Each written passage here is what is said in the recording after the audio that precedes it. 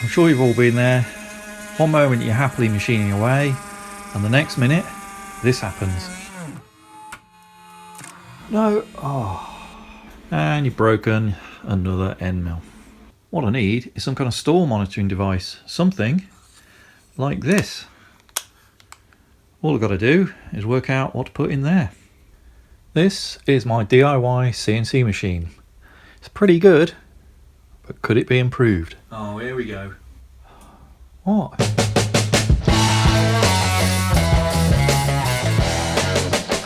Okay, let's start by having a look through all the options and seeing how we might be able to approach this. Okay, so we've got a range of options here. We've got current sensing ones, Hall sensors, infrared, sound recording. They're probably the main ones that we could potentially use. All of them got their own pros and cons. Okay, I've got a simple block diagram here. So I've got our mains power coming into the VFD inverter, and then our three-phase coming out UVW, going off to the spindle, and then obviously the spindle's turning and cutting apart. And I've broken it down into three possible categories. So we've got remote measurement, indirect and direct. So under remote, we've got options including CT clamps. So this is a current transformer, a split type that will go around one of the cables. And this one's got a burden resistor in it, so it'll actually put voltage out per current through the cable. I've got another type which doesn't have that, and it will put current out, so we've got a couple of options there.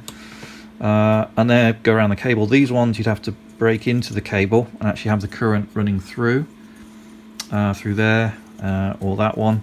Obviously checking these will be capable. Not super keen on that idea, because I'm only going to be going into one of those cables, and I don't really want to risk imbalancing things.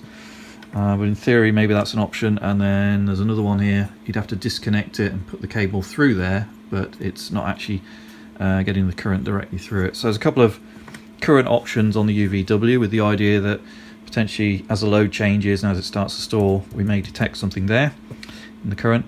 Let's come back to indirect. We'll do the direct ones. So these are perhaps the more obvious choices, but they do have a downside, which is obviously these are going to be mounted or need to detect very close to the spindle. And my spindle's in quite a state, it gets lots of swarf, chips, mist, coolant and things like that. So if I actually go for one of these solutions to look at the RPM and detect if it's suddenly going to decelerate, i.e. it's stalling, I'd have to make sure they're well sealed from the environment, which may be tricky, but it's an option. So we've got two types of infrared. This is a slotted one, so something goes between the slots to detect pulses. This one, it sends out a pulse and reflects it and puts out a signal here, counting the RPM. And then we've got a Hall effect one there that detects a magnet running past it that would be spinning on the spindle. And then this, I guess, is a potential option. This one's broken, but this is an encoder. So this one, you'd have some kind of belt drive or something like that off the spindle and measure that RPM. Obviously, yeah, that potentially could work, but I'm not super keen on that. But these are options that are close to it. And then the one that's kind of halfway between the two is the sound module. So this one, you've got a microphone there, a little bit of processing, and then we get our signals out the other end there. The idea of this is you'd have it somewhere near the spindle, but you could, perhaps up to a meter away, somewhere out of the way of the spray and everything and the chips, and it would listen to the harmonics and the first motor order, which should be the main RPM. And then the processing would need to do a little bit of FFT analysis on it to convert that into this time to frequency domain, have a look at the orders and maybe work out the speed from that. I don't know how reliable and how robust that code's going to be for that, but it is nice because it's away from the spindle, so we'll have a look at that. We'll have a look at those definitely, because they'll be easy to implement but come with those downsides that I just mentioned. I think first thing, let's try the current and experiment with a few CTs and a clamp-on meter and have a look and see what that tells us.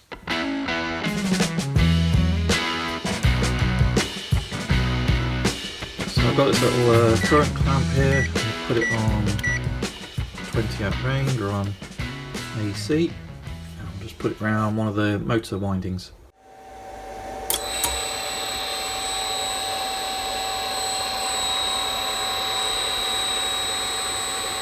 So pulling about 4 amps, and then I'll just try and slow the spindle down manually. There we go. That's stopped. Maybe it jumped to 5, hard to say. Let's try again. That's slowed it down a lot. No. So it's not changing that much. Okay, we're inside our inverter cabinet there, and you can see the inverter at the top, and round one of the windings, one of the UV or W windings that goes to the motor, we've got our little CT current clamp. Now that is a non-burden type, so it's putting out so many milliamps per amps flowing through it. Okay, and down this end I've just got it through a little burden resistor, it's about 40 ohms, something like that, and then that goes into a little low pass filter just to clean the signal up a bit. We've got it low pass to about 500 Hertz, something like that. And then we've got our scope measuring the output. So let's start it and show you what the waveform looks like. So I'll just run it at low speed.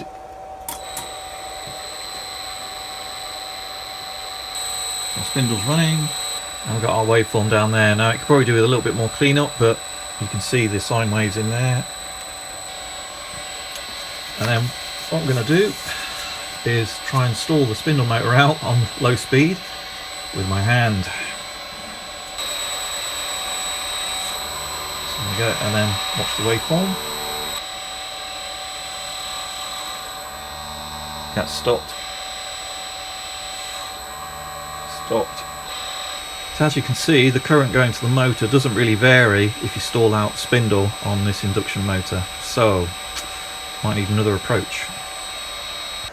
Now I did try the same thing through a Hall effect sensor. So that's the Hall effect down there through this iron core.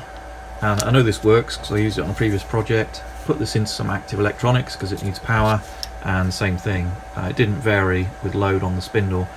So using a Hall effect sensor or the inductive type like that, the CT clamp type, doesn't seem to work. I also tried putting the CT clamp around the power cable that goes into the inverter, but again it didn't seem to vary that much with the load I put on the motor.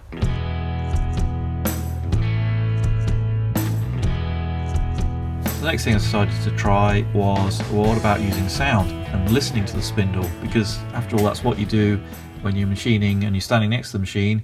You can hear that it's starting to load up, and then you can hear that it's going to quite rapidly go into a stall condition.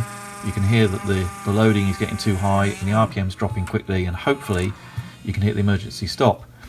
So I thought what I'll do, I'll set up a microphone near the spindle and then listen to it, and then maybe use some code to listen to that, listen to the motor harmonics and work out the speed and whether it was likely to stall imminently or not.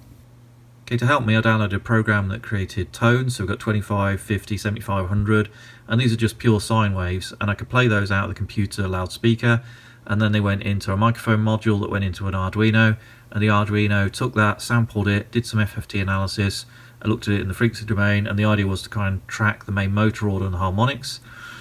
Problem was, I really struggled to use the Arduino. I think it was the Uno, just in terms of speed and size of memory. It just wasn't really going to be up to the task, and it really struggled, and I decided to abandon that basically. But along the way I did record some actual spindle sounds at fixed speeds to see if we could work with those, and there was just too much going on. I don't think I was going to get anywhere with that, so I kind of abandoned that. 100. Yeah, but it was a thought, and it was one possible approach.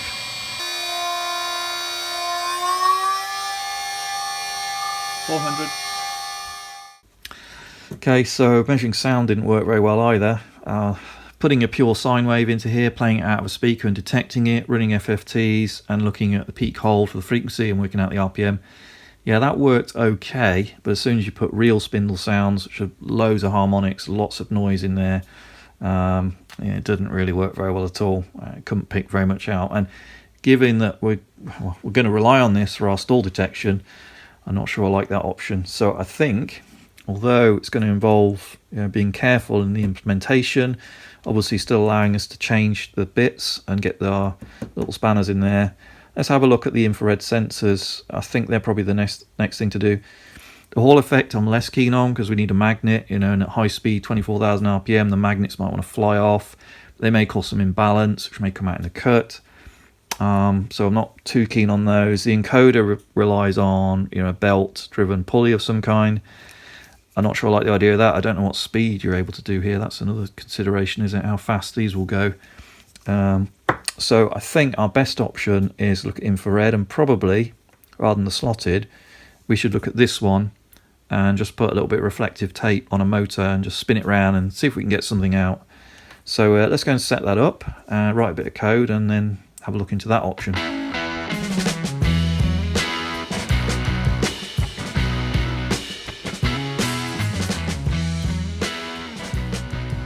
Alright, so I've got my drill set up. We're going to use that to measure the speed. We've got 2 bits of reflective tape on it, and then that's being picked up by an infrared sensor.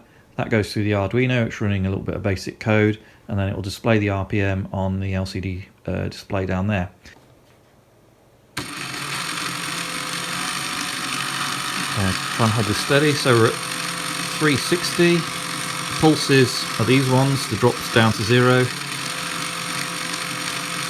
I can hold it constant now. Alright, 360. 360.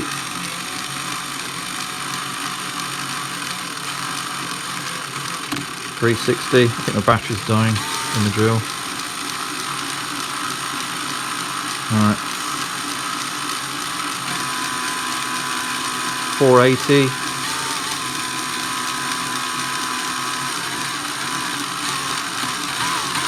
Controlling the speed we're on. It's a very old drill. 840.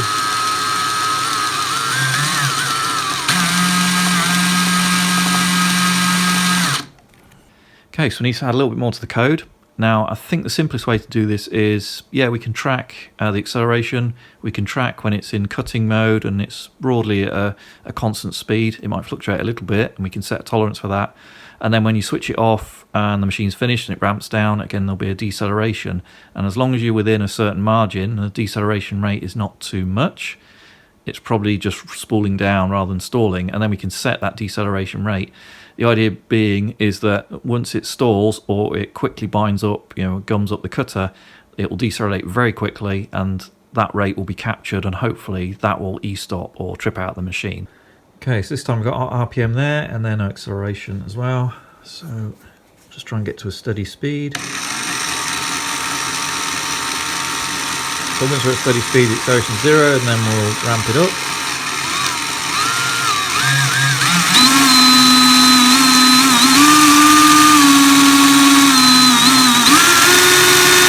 So again, acceleration then is 0, and then if we suddenly stop, it stalls because acceleration or deceleration is too great, and then it's just resetting. Yeah, we might want a little bit more functionality and a kind of double check that things are okay. So let's just put these on for now. There's our infrared sensor counting the RPM. I've got a display. I haven't tried this out yet.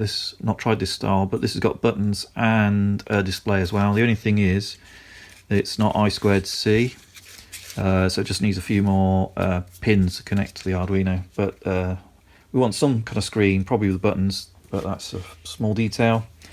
Yeah, so something else we might want to do then is, again, on the inputs over here, although we're just looking at RPM, what we could do is look at the demand RPM that's sent to the controller. So when you type S for your speed, 12,000, 24,000, whatever, that will then put, I think it's a 0 to 10 volts out of the AXBBE unit.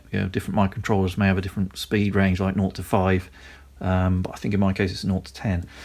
So what we could do is have that 0 to 10 volts, let's call it speed demand, I suppose, from the program or the user. If you've just typed it in MDI, let's say that's a 0 to 10 volts. Now we're probably going to have to step that down to a 0 to 5, probably through a resistor divider, something like that. But anyway, you get the idea. We could record that. So that does give us the other option to not only see has the speed suddenly decreased, i.e. it looks like it's going to a stall, it's decelerated way faster than it would with just no tool and just free decelerating.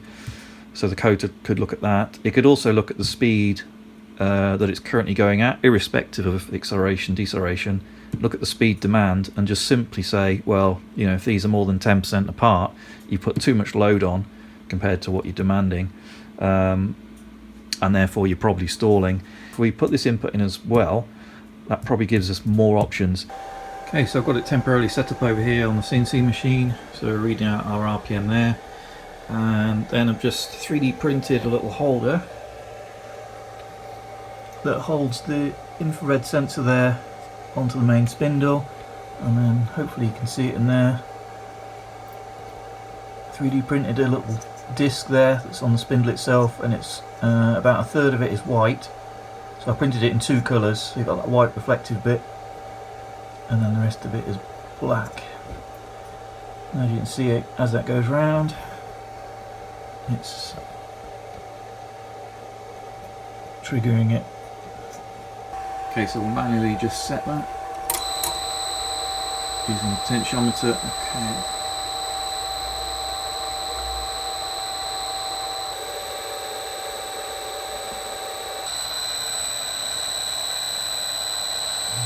Jumping around a bit, 960, 1020. It's sort of close. I just wonder why it's not exactly the same. Looks like it's slightly under.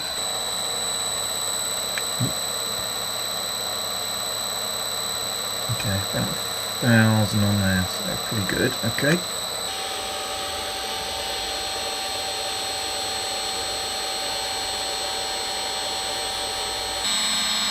And see, it's quite a bit under, isn't it? 2760. Tachometer 2970. Oh, missed it. Oh, 2970. 2760. Yeah, 2970 up there. So this meter and the inverter agree. So this is a bit low. Alright, let's just try one more. Okay, and on there. 4.6, and it's starting to fall away. Here's our test meter. Pretty much 5,000. Agreeing with that. Okay. So this is kind of tracking, but it's down a bit. Wonder why that is. Okay, I wondered if the infrared light was bouncing around everywhere and it wasn't detecting properly. So I just put some heat shrink over each of the LEDs. One's the send and one's the receive for the infrared signal. Hopefully that would focus the beam so it only picks up off the reflective tape. Then I found that it wasn't detecting at all, so I just had to play around with the sensitivity on the potentiometer. So now I've got it set back up on the machine again. Let's try 5,000 RPM and see what happens. Nothing, 'cause it's not on. Right. Okay, well I've got it running now. I think what might be going on, I think the pulse width is not long enough, so we're kind of okay here at about 500 RPM, maybe 480, 500 on there, and I've got the scope connected up, and the pulses are the step down to 0, so that's the pulse, that's the pulse. And we're currently at about, you can see that, 18 milliseconds wide. So that's okay, but if we go up to 1,000,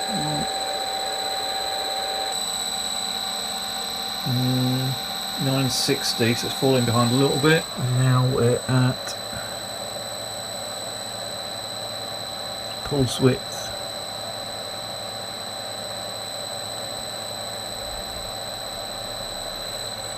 About 8 milliseconds, so that's okay. Let's go a bit faster. Let's go to 2,000. That's 1,800, starts to drop away a bit.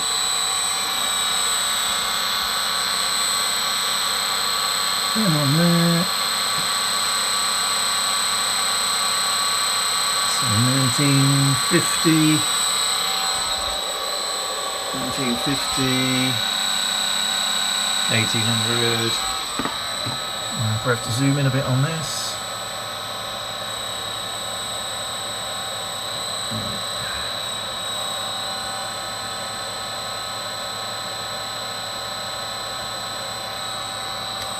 About 3.5 milliseconds. Given that it's only on for a small fraction and off most of the time, I think we need a new encoder wheel. Right, so I spent the past few hours just messing around with the system, trying to get it to work, and I think I might have cracked it. I've got a pretty reliable system, so I'll briefly explain all the things I've done and how I've got it to work, essentially. So if we just, ignore the other side. So if we say we want, let's say our RPM down here, and let's say this is the from the sensor, and the true RPM is up here. And ideally we just want that to be, let's do a nice thick line, we want that to be 1 to 1, and we want to go all the way up to 24,000. Oh, let's say 12,000 there, oops, 0.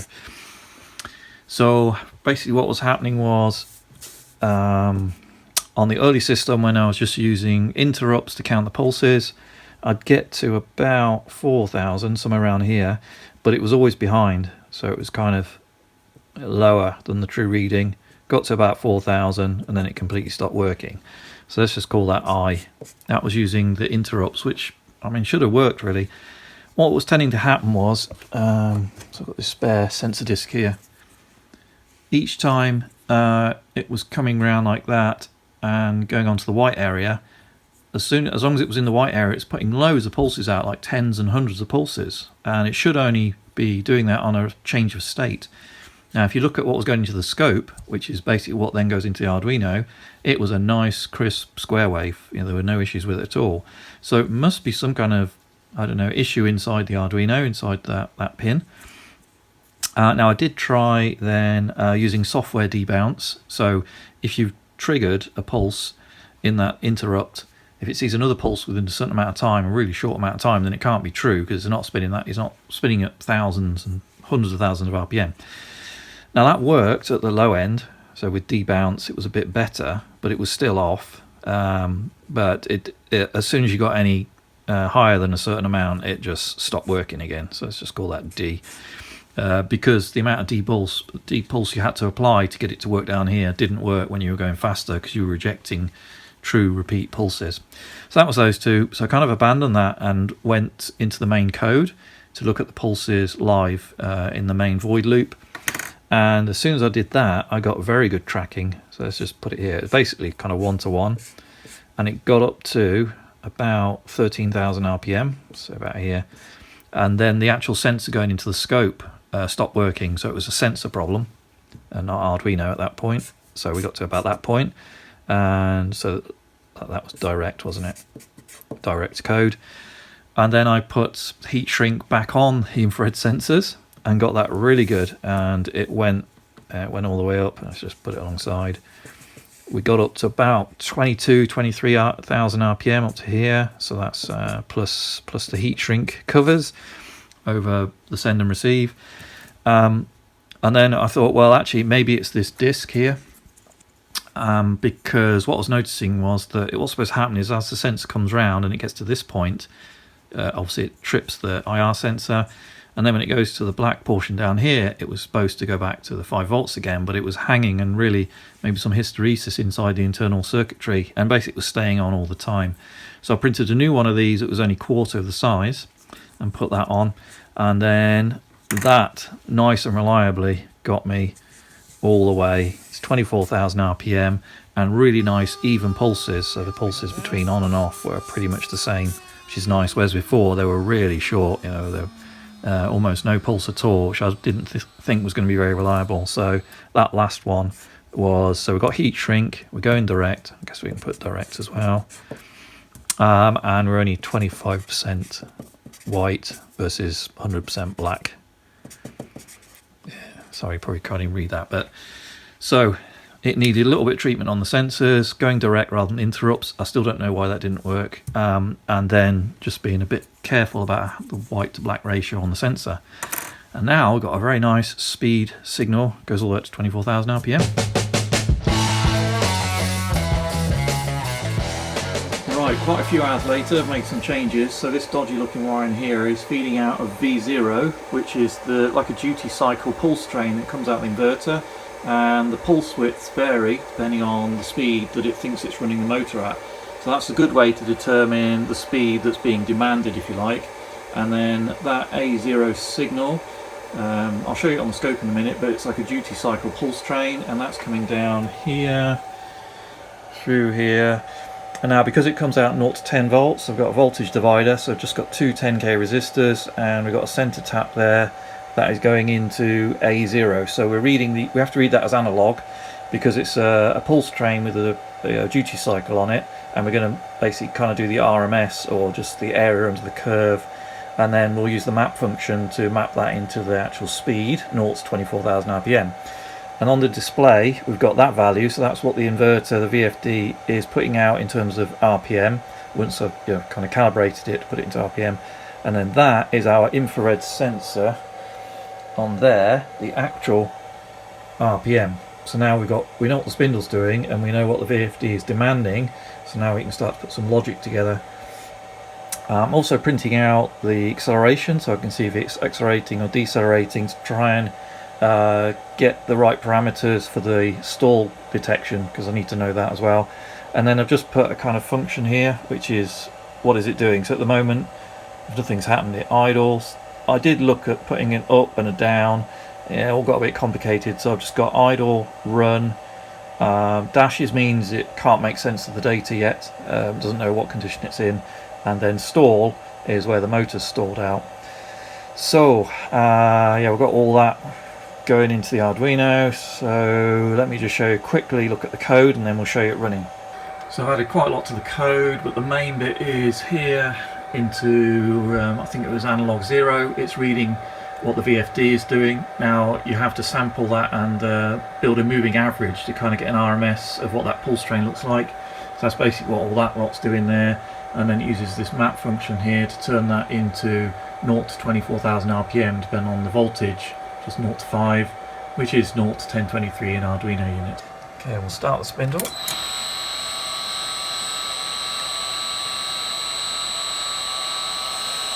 And you can see the blue ones are the actual speed, and then these yellow ones are all the pulses. If we let's just zoom out a bit, or I might just zoom in actually. So look, so we'll speed it up, and you'll notice the yellow ones change width because that's the duty cycle.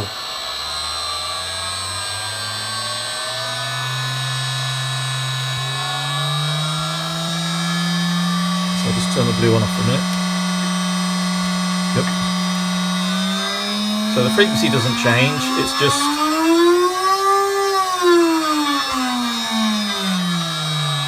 the pulse width out of the VFD, out of V0, is changing width. So we just need to sum all that area and do it as like a duty cycle and turn that into the RPM. But the actual pulse train off the sensor, I'll have to trigger off that to make that stable, but anyway. That one, the frequency does change, relating to the RPM. Right, so with that little lot, we can now work out some logic. And let's dial something in, maybe 2000 RPM.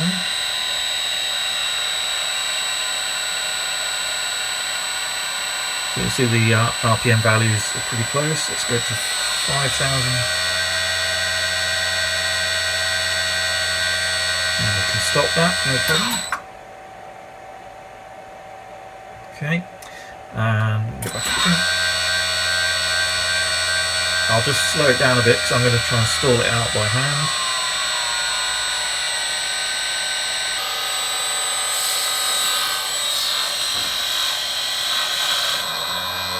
Stalls. Do it again. Yeah, look, the stall indicator came up. So, yeah, that would trip a relay, which would be latched into the e-stop circuit and switch the machine, or a feed hold like that, or something like that. Right, progress.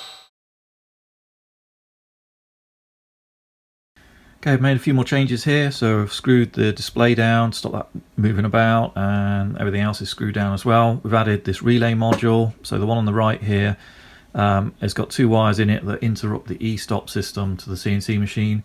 So we've got it connected between common and normally closed, so when this is not active, the e-stop is not active and the machine is free to operate. When the Arduino senses a stall, it sends a signal out down that brown wire there. Relay activates and it breaks that connection, so it e-stops the machine. Okay, I've been thinking about this a little bit more. Now, during development of this and tuning all the parameters and playing around with the code and then getting the stall implemented, which obviously does an e-stop, while I was just kind of manually ramping up the speed or starting and stopping, trying to get it to trigger falsely, I did get a few false e-stops, which, you know, in normal use is going to get a bit annoying. And it comes down to how fast this Arduino can kind of keep up, because it's measuring the RPM there as a pulse over a certain, you know, how many pulses in a certain amount of time, so it's having to count that. And then on the inverter, it's having to do a PWM interpretation and converting that into how fast the inverter's going. So they're two different pulse streams. It's trying to do them both live, and you know, if there's enough difference, it can come up as an acceleration and it thinks you're stalling, and yeah, all that kind of stuff. So I thought, well, you know, we're very used to, obviously the Arduino's under here, under the shield, but microprocessors are very clever, running lots of things in code. But you know, the old school stuff's still okay. So down here, so we've got our voltage divider there that drops the 0 to 10 volts to 0 to 5 volts of our PWM signal coming out of the inverter. I've got a feed off that going into this RC circuit. So this is a low pass filter. I forget what I tuned this to in the end, but it's not super critical, because essentially what this is then doing is turning the PWM, which is a varying duty cycle, into a 0 to 5 volt signal that the analog goes into the analog port there, and the Arduino can kind of, you know, read that at its leisure. You know, even if that's updates only 1/10 of a second, it doesn't matter, because all the hard work's being done here. So if we speed up the spindle, the yellow one goes up in level, and obviously the blue one, pulses get closer together.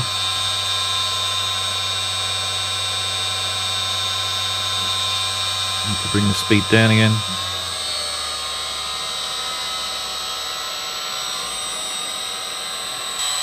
Okay, we've got our two readings there, one from the pulse train, one from the inverter.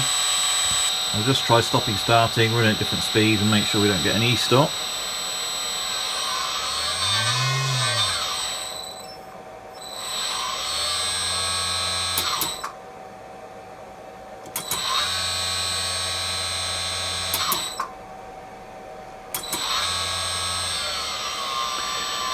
Now, the one thing that did it last time was if I turned the speed right down, then before it spooled down, when it up again, it did e-stop. Now that's a bit artificial.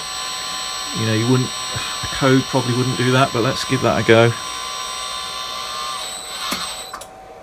Yeah, it doesn't like that.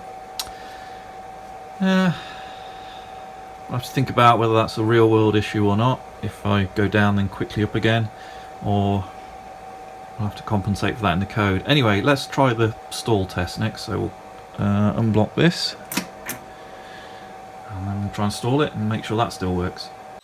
Okay, so running at just over 2000 RPM. So that's stalled out, and yeah, you probably didn't catch it, but that went to stall as well on there. So it works. So it kind of does what I wanted it to do. I think there's a bit more tuning to do and a bit more refinement of the system. The spindle pickup system, I've 3D printed yet another design on there, but I'm not happy with that. It needs to go a little bit further, I think, but because ultimately that needs to be dust proof, chip proof, and ideally waterproof with a seal. But yeah, some more development to come on that.